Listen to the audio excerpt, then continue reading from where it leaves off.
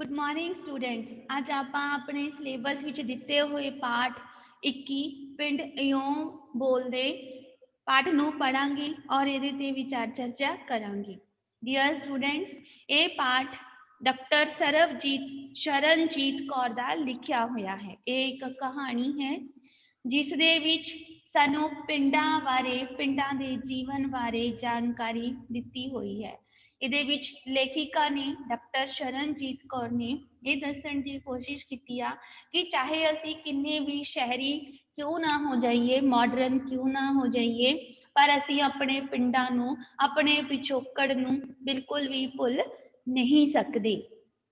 ਸੋ ਆਓ ਬੱਚਿਓ, ਆਪਾਂ ਪਹਿਲਾਂ ਇਸ ਚੈਪਟਰ ਨੂੰ ਪੜਾਂਗੇ, ਨਾਲ ਡਿਸਕਸ ਕਰਾਂਗੇ ਔਰ ਜੋ ਵੀ ਔਖੇ ਸ਼ਬਦ ਹੋਣਗੇ ਤੁਸੀਂ ਸਾਰਿਆਂ ਨੇ ਉਹਨਾਂ ਦੇ ਅਰਥ नाल दी नाल लिखी जानी आ।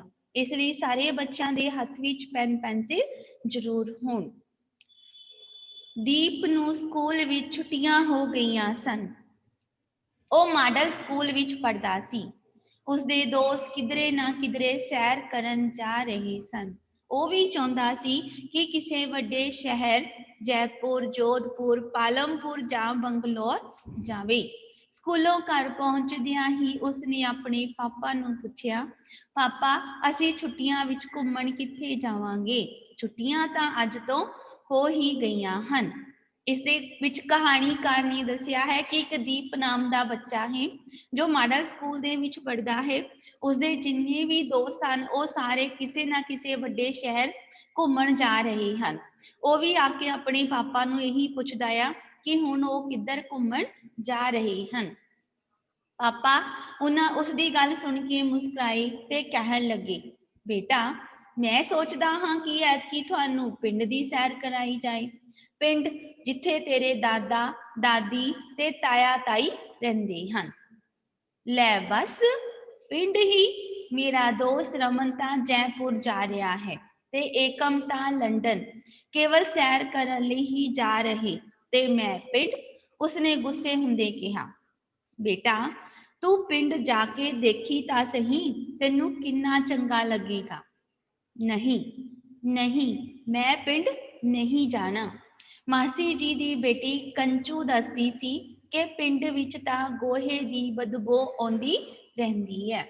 जदों उहदे पापा नूं दस्सिया कि तू इस वारी पिंड दी सैर करनी है तां ओह थोड़ा गुस्से हो जांदा आ।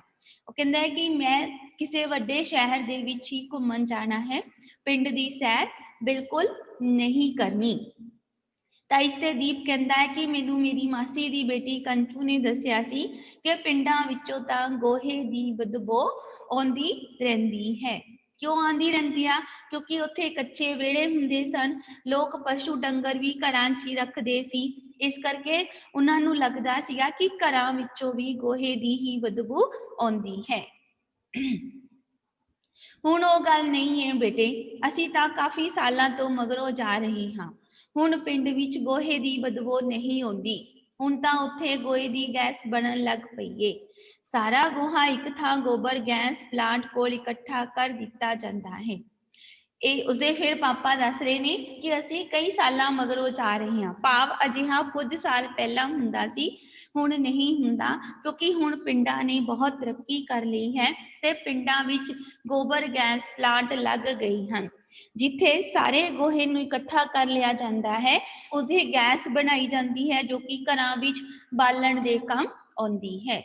ਦੀਪ ਦੀ ਭੈਣ ਰਾਣੋ ਪਾਪਾ ਦੀ ਗੱਲ ਸੁਣ ਕੇ ਬੋਲੀ, ਹਾਂ ਪਾਪਾ ਜੀ, ਅੱਜ ਕੱਲ ਪਿੰਡਾਂ ਨੇ ਤਾਂ ਬਹੁਤ ਤਰੱਕੀ ਕਰ ਲਈ ਹੈ। ਸਾਡੇ ਇੱਥੇ ਤਾਂ ਹਰ ਵੇਲੇ ਚੀਕ ਚਿਹਾੜਾ ਮਿੱਟੀ ਕੱਟਾ ਉੱਡਦਾ ਰਹਿੰਦਾ ਹੈ। ਪਿੰਡ ਵਿੱਚ ਤਾਂ ਪੱਕੀਆਂ ਸੜਕਾਂ ਬਣ ਗਈਆਂ ਨੇ ਤੇ ਧੂੜ ਮਿੱਟੀ ਬਿਲਕੁਲ ਵੀ ਨਹੀਂ ਹੁੰਦੀ। ਤਾਂ ਉਹਦੀ ਜਿਹੜੀ ਵੱਡੀ ਭੈਣ ਆ ਰਾਣੋ, ਉਹਨੂੰ ਸਮਝਾਉਂਦੀ ਆ ਕਿ ਹੁਣ ਪਿੰਡਾਂ ਨੇ ਬਹੁਤ ਤਰੱਕੀ ਕਰ ਲਈ ਹੈ। ਸ਼ਹਿਰਾਂ ਵਿੱਚ ਹਰਦਮ ਸ਼ੋਰ ਸ਼ਰਾਬਾ, ਮਿੱਟੀ ਕੱਟਾ ਉੱਡਦਾ ਰਹਿੰਦਾ ਹੈ। ਪਿੰਡਾਂ ਵਿੱਚ ਅਜਿਹਾ ਨਹੀਂ ਹੁੰਦਾ, ਕਿਉਂਕਿ ਜਿੱਥੇ ਪਹਿਲਾਂ ਕੱਚੇ ਰਸਤੇ ਹੁੰਦੇ ਸੀ, ਹੁਣ ਉੱਥੇ ਪੱਕੀਆਂ ਸੜਕਾਂ ਬਣ ਗਈਆਂ ਹਨ। ਪੂਰੀ ਤਰ੍ਹਾਂ ਸ਼ਾਂਤੀ ਹੁੰਦੀ ਹੈ ਤੇ ਧੂੜ ਮਿੱਟੀ ਬਿਲਕੁਲ ਨਹੀਂ ਹੁੰਦੀ। ਭੈਣ ਦੀ ਗੱਲ ਸੁਣ ਕੇ ਦੀਪ ਪਿੰਡ ਜਾਣ ਲਈ ਮੰਨ ਗਿਆ। ਦੀਪ ਦੇ ਮਾਤਾ ਜੀ ਨੇ ਪਿੰਡ ਜਾਣ ਦੀ ਤਿਆਰੀ ਸ਼ੁਰੂ ਕਰ ਦਿੱਤੀ। ਦੂਜੇ ਦਿਨ ਉਹ ਆਪਣੀ ਕਾਰ ਰਾਹੀਂ ਪਿੰਡ ਨੂੰ ਤੁਰ ਪਏ ਤੇ ਕੁਸਮੁਸੇ ਤੱਕ ਪਿੰਡ ਪਹੁੰਚ ਗਏ। ਕੁਸਮੁਸਾ ਕੀ ਹੁੰਦਾ? ਜਦੋਂ ਕਿ ਥੋੜਾ ਥੋੜਾ ਜਿਹਾ ਹਨੇਰਾ ਹੋਇਆ ਹੋਵੇ। ਬੱਚਿਓ ਤੁਸੀਂ ਵੀ ਸ਼ਾਮ ਨੂੰ ਦੇਖਦੇ ਹੋ ਨਾ, ਜਦੋਂ ਥੋੜਾ ਜਿਹਾ ਹਨੇਰਾ ਹੋਵੇ, ਥੋੜੀ ਜਿਹੀ ਰੋਸ਼ਨੀ ਹੋਵੇ, ਉਹਨੂੰ ਕੀ ਕਹਿੰਦੇ ਆ? ਕੁਸਮੁਸਾ। ਉਹਨਾਂ ਨੂੰ ਦੇਖ ਕੇ ਦੀਪ ਦੇ ਦਾਦਾ ਦਾਦੀ ਤੇ ਤਾਇਆ ਤਾਈ ਤੇ ਉਹਨਾਂ ਦੇ ਬੱਚੇ ਰੇਨੂ ਤੇ ਰਾਜ ਬਹੁਤ ਖੁਸ਼ ਹੋਏ। ਦੇਖਦਿਆਂ ਦੇਖਦਿਆਂ ਪਿੰਡ ਦਾ ਬੇੜਾ ਲੋਕਾਂ ਨਾਲ ਭਰ ਗਿਆ। ਸਾਰੇ ਉਹਨਾਂ ਦਾ ਹਾਲ ਚਾਲ ਪੁੱਛ ਰਹੇ ਸਨ। ਕਹਿੰਦੇ ਕਿ ਜਿੱਦਾਂ ਹੀ ਉਹ ਆਪਣੇ ਪਿੰਡ ਪਹੁੰਚੇ ਤਾਂ ਪਹਿਲੇ ਜਿਹੜੇ ਉਹਨਾਂ ਦੇ ਆਪਣੇ ਸੀਗੇ ਦਾਦਾ ਦਾਦੀ ਤਾਇਆ ਤਾਈ ਤੇ ਉਹਨਾਂ ਦੇ ਬੱਚੇ, ਉਹਨਾਂ ਨੂੰ ਦੇਖ ਕੇ ਖੁਸ਼ ਹੋਏ। ਫਿਰ ਜਿੱਦਾਂ ਹੀ ਪਿੰਡ ਦੇ ਵਿੱਚ ਪਤਾ ਚੱਲਿਆ ਕਿ ਉਹਨਾਂ ਦੇ ਬੱਚੇ ਸ਼ਹਿਰੋਂ ਆਏ ਨੇ ਤਾਂ ਸਾਰੇ ਲੋਕ ਉਹਨਾਂ ਦਾ ਹਾਲ ਚਾਲ ਪੁੱਛਣ ਲਈ ਆਉਣ ਲੱਗੇ, ਜਿਸ ਨਾਲ ਉਹਨਾਂ ਦਾ ਬੇੜਾ ਜਿਹੜਾ ਸੀਗਾ ਪਿੰਡ ਦੇ ਲੋਕਾਂ ਨਾਲ ਭਰ ਗਿਆ। ਬੱਚਿਆਂ ਦੇ ਸਿਰਾਂ ਤੇ ਹੱਥ ਰੱਖ ਪਿਆਰ ਦੇ ਰਹੇ ਸਨ। ਦੀਪ ਆਪਣੀ ਭੈਣ ਨੂੰ ਕਹਿਣ ਲੱਗਾ, ਭੈਣ ਸ਼ਹਿਰ ਵਿੱਚ ਤਾਂ ਐ ਕਦੀ ਨਹੀਂ ਹੁੰਦਾ। ਦੀਪ ਨੇ ਭੈਣ ਨੇ ਸਮਝਾਇਆ, ਦੀਪ ਇਹੀ ਤਾਂ ਫਰਕ ਹੈ ਪਿੰਡਾਂ ਤੇ ਸ਼ਹਿਰਾਂ ਦਾ। ਇੱਥੇ ਆਪਸ ਵਿੱਚ ਆਂਢ ਗੁਆਂਢ ਦਾ ਬਹੁਤ ਪਿਆਰ ਹੁੰਦਾ ਹੈ। ਇੱਥੇ ਉਹਦੀ ਜਿਹੜੀ ਸਿਸਟਰ ਆ ਰਾਣੋ, ਉਹਨੂੰ ਸਮਝ ਆਉਂਦੀ ਆ ਕਿ ਪਿੰਡਾਂ ਤੇ ਸ਼ਹਿਰਾਂ ਵਿੱਚ ਕੀ ਫਰਕ ਆ। ਪਿੰਡਾਂ ਦੇ ਵਿੱਚ ਜਿਹੜੇ ਲੋਕ ਆ ਉਹਨਾਂ ਦਾ ਆਪਣੇ ਆਂਢ ਗੁਆਂਢ ਨਾਲ, ਗਲੀ ਮੁਹੱਲੇ ਨਾਲ ਬਹੁਤ ਪਿਆਰ ਹੁੰਦਾ। ਸਾਰੇ ਹੀ ਇੱਕ ਦੂਜੇ ਦੇ ਦੁੱਖ ਸੁੱਖ ਵਿੱਚ ਸ਼ਾਮਿਲ ਹੁੰਦੇ ਨੇ। ਸਾਰਿਆਂ ਦੇ ਰਿਸ਼ਤੇਦਾਰ ਸਾਂਝੇ ਹੁੰਦੇ ਆ। ਸਾਰੇ ਹੀ ਉਹਨਾਂ ਦਾ ਆਦਰ ਸਤਿਕਾਰ ਮਾਣ ਕਰਦੇ ਆ।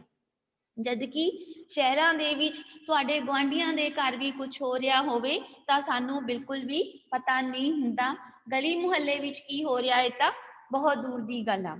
ਕੋਈ ਦੁੱਖ ਸੁੱਖ ਦੇ ਵੇਲੇ ਵੀ ਜਿੰਨਾ ਚਿਰ ਅਸੀਂ ਕਿਸੇ ਨੂੰ ਬੁਲਾਉਂਦੇ ਨਹੀਂ, ਉਹਨਾਂ ਚਿਰ ਸਾਡੇ ਨਾਲ ਕੋਈ ਵੀ ਉਸ ਦੁੱਖ ਸੁੱਖ ਦੇ ਵਿੱਚ ਸ਼ਾਮਿਲ ਨਹੀਂ ਹੁੰਦਾ। ਜਦੋਂ ਕਿ ਪਿੰਡਾਂ ਦੇ ਵਿੱਚ ਲੋਕ ਬਿਨਾਂ ਬੁਲਾਏ ਹੀ ਆ ਜਾਂਦੇ ਹਨ, ਕਿਉਂਕਿ ਉਹਨਾਂ ਵਿੱਚ ਪਿਆਰ ਮੁਹੱਬਤ ਸ਼ਹਿਰਾਂ ਦੇ ਮੁਕਾਬਲੇ ਜ਼ਿਆਦਾ ਹੁੰਦਾ ਹੈ। ਔਰ ਸ਼ਹਿਰਾਂ ਦੇ ਲੋਕ ਜਿਹੜੇ ਨੇ ਇੱਕ ਦੂਜੇ ਦੇ ਦੁੱਖ ਸੁੱਖ ਦੇ ਵਿੱਚ ਜਾਣ ਤੋਂ ਵੀ ਗੁਰੇਜ਼ ਕਰਦੇ ਹਨ। ਇਹਨੇ ਨੂੰ ਰੇਨੂ ਤੇ ਰਾਜ ਭੱਜੇ ਭੱਜੇ ਉਹਨਾਂ ਕੋਲ ਆਏ ਤੇ ਕੰਨ ਵਿੱਚ ਕਹਿਣ ਲੱਗੇ, ਆਪਾਂ ਸਵੇਰੇ ਸਵੇਰੇ ਨਹਿਰ ਤੇ ਜਾਵਾਂਗੇ, ਉੱਥੇ ਖੂਬ ਮਸਤੀ ਕਰਾਂਗੇ। ਉੱਥੇ ਨੇੜੇ ਹੀ ਬੋਹੜ ਉੱਤੇ ਅਸੀਂ ਪੀਂਘ ਵੀ ਪਾਈ ਹੋਈ ਹੈ, ਝੂਟੇ ਲਵਾਂਗੇ। ਜਦੋਂ ਸਾਰੇ ਲੋਕ ਉਹਨਾਂ ਨੂੰ ਮਿਲ ਰਹੇ ਸੀ ਤਾਂ ਉਹਨਾਂ ਦੇ ਤਾਇਆ ਜੀ ਦੇ ਬੱਚੇ ਰੇਨੂ ਤੇ ਰਾਜ, ਅੰਡਰਲਾਈਨ ਕਰ ਲਓ ਨਾਮ, ਉਹਨਾਂ ਦੇ ਕੋਲ ਆਏ ਤੇ ਹੌਲੀ ਜਿਹੀ ਕਹਿਣ ਲੱਗੇ, ਆਪਾਂ ਸਵੇਰੇ ਸਵੇਰੇ ਨਹਿਰ ਤੇ ਜਾਵਾਂਗੇ, ਖੂਬ ਮौज ਮਸਤੀ ਕਰਾਂਗੇ। ਉੱਥੇ ਬੋਹੜ ਪਿੱਪਲ ਉੱਤੇ ਅਸੀਂ ਪੀਂਘ ਵੀ ਪਾਈ ਹੈ, ਝੂਟੇ ਲਵਾਂਗੇ।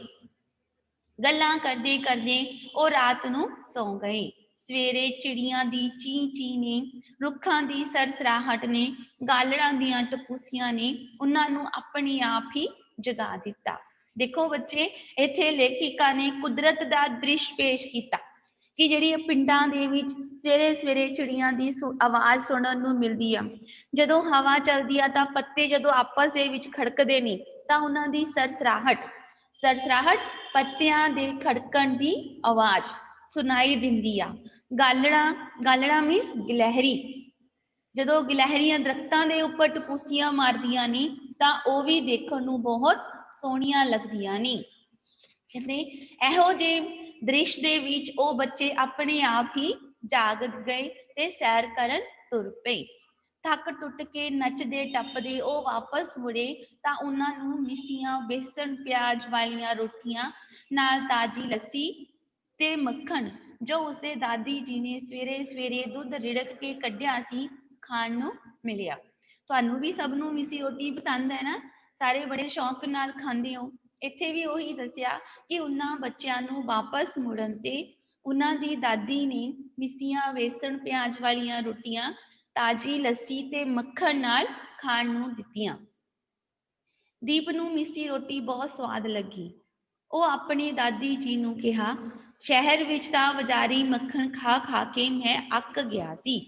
ਉਹਨੂੰ ਉਹ ਜਿਹੜਾ ਤਾਜ਼ਾ ਮੱਖਣ ਸੀਗਾ, ਬਟਰ ਸੀਗਾ, ਚੰਗਾ ਲੱਗਾ, ਕਿਉਂਕਿ ਸ਼ਹਿਰਾਂ ਵਿੱਚ ਤਾਂ ਤਾਜ਼ਾ ਬਟਰ ਨਹੀਂ ਮਿਲਦਾ। ਕਿਹੜਾ ਮਿਲਦਾ ਆ? ਵੇਰਕਾ ਦਾ, ਅਮੂਲ ਦਾ। ਠੀਕ ਹੈ, ਜੋ ਸਵਾਦ ਤਾਜ਼ੇ ਮੱਖਣ ਦਾ ਹੁੰਦਾ ਆ ਉਹ ਉਸ ਬਾਜ਼ਾਰੀ ਮੱਖਣ ਦਾ ਬਿਲਕੁਲ ਨਹੀਂ ਹੁੰਦਾ। ਸੋ ਉਹ ਵੀ ਆਪਣੀ ਇਹੀ ਫੀਲਿੰਗ ਜਿਹੜੀ ਆ ਆਪਣੀ ਦਾਦੀ ਨੂੰ ਦੱਸਦਾ ਆ। ਦਿਨ ਵੇਲੇ ਉਸਦੇ ਤਾਇਆ ਜੀ ਸਾਰਿਆਂ ਨੂੰ ਆਪਣੇ ਫਾਰਮ ਤੇ ਲੈ ਗਏ। ਫਲਾਂ ਦੇ ਬੂਟੇ ਫਲਾਂ ਨਾਲ ਝੁੱਲ ਰਹੇ ਸਨ। ਅਮਰੂਦ ਦੇ ਬੂਟਿਆਂ ਉੱਤੇ ਤਾਂ ਢੇਰ ਸਾਰੇ ਅਮਰੂਦ ਲੱਗੇ ਹੋਏ ਸਨ ਤੇ ਉਹ ਇੰਨੇ ਨੀਵੇਂ ਸੀ ਕਿ ਭਾਵੇਂ ਹੱਥ ਨਾਲ ਤੋੜ ਲਵੋ। ਤੇ ਫਾਰਮ ਦੇ ਉੱਪਰ ਕਿਹੜੇ ਫਲ ਦੇ ਬੂਟੇ ਸੀ? ਅਮਰੂਦ ਦੇ। ਦੀਪ ਦੇ ਤਾਇਆ ਜੀ ਦੇ ਲੜਕੇ ਨੇ ਦੱਸਿਆ ਕਿ ਇਨ੍ਹਾਂ ਅਮਰੂਦਾਂ ਵਿੱਚ ਕੀੜਾ ਨਹੀਂ ਹੁੰਦਾ, ਕਿਉਂਕਿ ਇੱਥੇ ਜਿੰਨੇ ਵੀ ਬੂਟੇ ਲਾਏ ਗਏ ਹਨ ਖੇਤੀਬਾੜੀ ਯੂਨੀਵਰਸਿਟੀ ਲੁਧਿਆਣਾ ਦੀਆਂ ਹਦਾਇਤਾਂ ਅਨੁਸਾਰ ਹੀ ਲਾਏ ਗਏ ਹਨ। ਉਹਦੇ ਤਾਇਆ ਜੀ ਬੇਟਾ ਦੱਸਦਾ ਆ ਕਿ ਇੱਥੇ ਜਿਹੜੇ ਅਮਰੂਦ ਨੇ ਇਹਨਾਂ ਵਿੱਚ ਕੀੜਾ ਨਹੀਂ, ਕਿਉਂਕਿ ਇਹ ਸਾਰੇ ਹੀ ਬੂਟੇ ਖੇਤੀਬਾੜੀ ਯੂਨੀਵਰਸਿਟੀ ਲੁਧਿਆਣਾ ਦੀਆਂ ਹਦਾਇਤਾਂ ਇੰਸਟਰਕਸ਼ਨਸ ਦੇ ਅਨੁਸਾਰ ਹੀ ਲਾਏ ਗਏ ਹਨ। ਖੇਤੀਬਾੜੀ ਯੂਨੀਵਰਸਿਟੀ ਦੇ ਸੁਝਾਵਾਂ ਅਨੁਸਾਰ ਹੁਣ ਜੈਵਿਕ ਖੇਤੀ ਦਾ ਵੀ ਰੁਝਾਨ ਹੋ ਗਿਆ ਹੈ। ਜੈਵਿਕ ਖੇਤੀ ਕਿਹੜੀ ਹੁੰਦੀ ਆ? ਆਰਗੈਨਿਕ ਖੇਤੀ, ਦੇਸੀ ਖਾਦ ਨਾਲ ਜਿਨ੍ਹਾਂ ਵਿੱਚ ਜਿਹੜੀਆਂ ਰਸਾਇਣਿਕ ਖਾਦਾਂ ਨੇ ਉਹ ਨਹੀਂ ਪਾਈਆਂ ਜਾਂਦੀਆਂ, ਸਿਰਫ ਦੇਸੀ ਘਰਾਂ ਦੇ ਵਿੱਚ ਆਪ ਤਿਆਰ ਕੀਤੀਆਂ ਹੋਈਆਂ ਖਾਦਾਂ ਹੀ ਵਰਤੀਆਂ ਜਾਂਦੀਆਂ ਹਨ। ਤਾਇਆ ਜੀ ਪਾਪਾ ਜੀ ਨੂੰ ਦੱਸ ਰਹੇ ਸਨ ਕਿ ਐਤਕੀ ਕਣਕ ਦਾ ਝਾੜ ਵੀ ਬਹੁਤ ਵਧੀਆ ਸੀ। ਖੇਤੀਬਾੜੀ ਮਾਹਰ ਇੱਥੇ ਆਏ ਸਨ, ਉਹਨਾਂ ਅਨੁਸਾਰ ਹੀ ਬਿਜਾਈ ਵਗੈਰਾ ਕੀਤੀ ਗਈ। ਫਿਰ ਉਹਦੇ ਤਾਇਆ ਜੀ ਉਹਦੇ ਪਾਪਾ ਨੂੰ ਦੱਸਦੇ ਹਨ ਕਿ ਇਸ ਵਾਰੀ ਜਿਹੜੀ ਕਣਕ ਦੀ ਪੈਦਾਵਾਰ ਸੀ ਉਹ ਬਹੁਤ ਵਧੀਆ ਸੀ। ਜਿਹੜੀ ਕਣਕ ਦੀ ਫਸਲ ਹੋਈ ਸੀ ਉਹ ਬਹੁਤ ਵਧੀਆ ਹੋਈ ਸੀ, ਕਿਉਂਕਿ ਯੂਨੀਵਰਸਿਟੀ ਤੋਂ ਖੇਤੀਬਾੜੀ ਦੇ ਮਾਹਰ ਐਕਸਪਰਟ ਜਿਹੜੇ ਖੇਤੀਬਾੜੀ ਐਕਸਪਰਟ ਸੀਗੇ ਉਹ ਆਏ ਸਨ ਤੇ ਉਹਨਾਂ ਅਨੁਸਾਰ ਹੀ ਫਸਲ ਦੀ ਬਿਜਾਈ ਕੀਤੀ ਗਈ ਸੀ।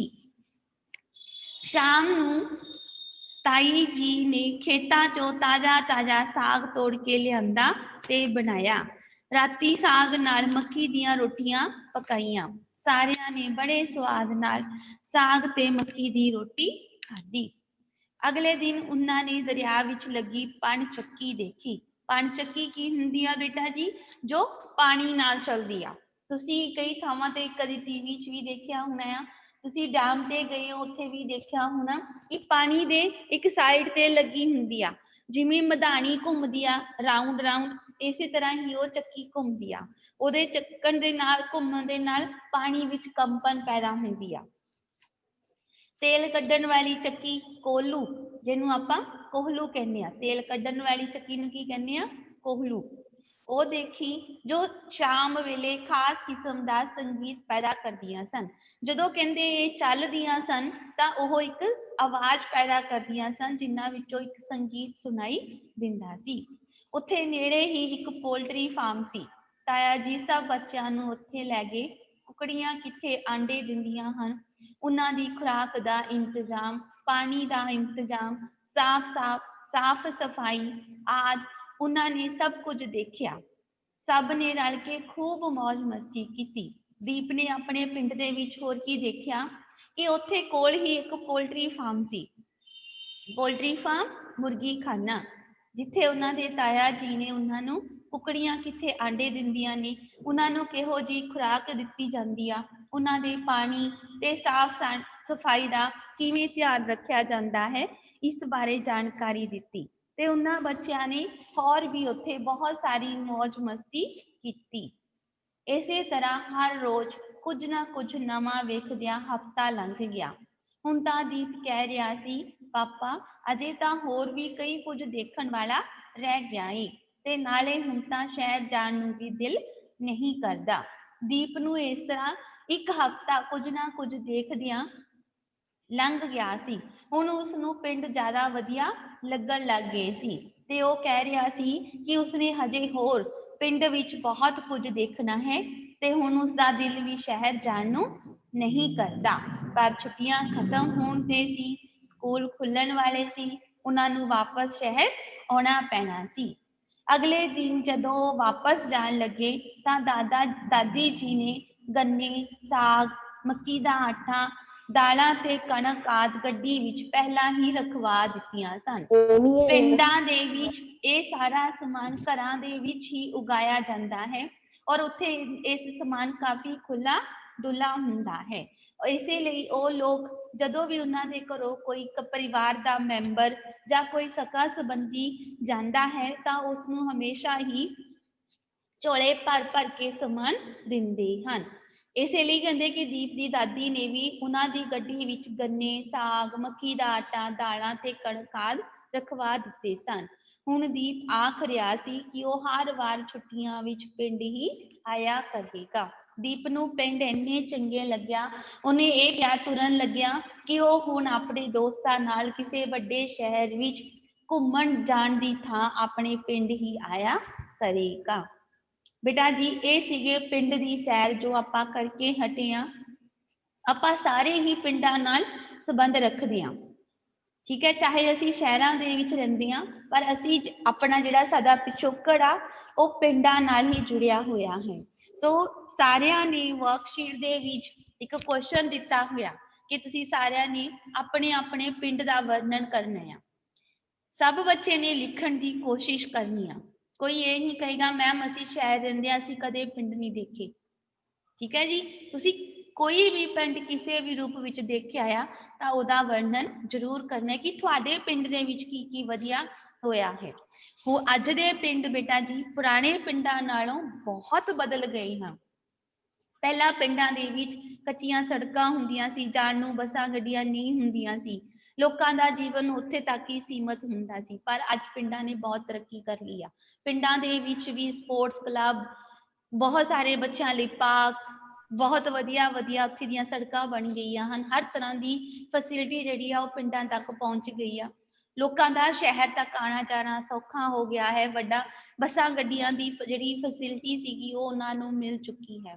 ਤਾਂ ਤੁਸੀਂ ਸਾਰੇ ਬੱਚਿਆਂ ਨੇ ਆਪਣਾ ਆਪਣਾ ਐਕਸਪੀਰੀਅੰਸ ਉੱਥੇ ਜਾਂ ਆਪਣੇ ਆਪਣੇ ਪਿੰਡ ਦੇ ਬਾਰੇ ਜ਼ਰੂਰ ਲਿਖਣਾ ਹੈ।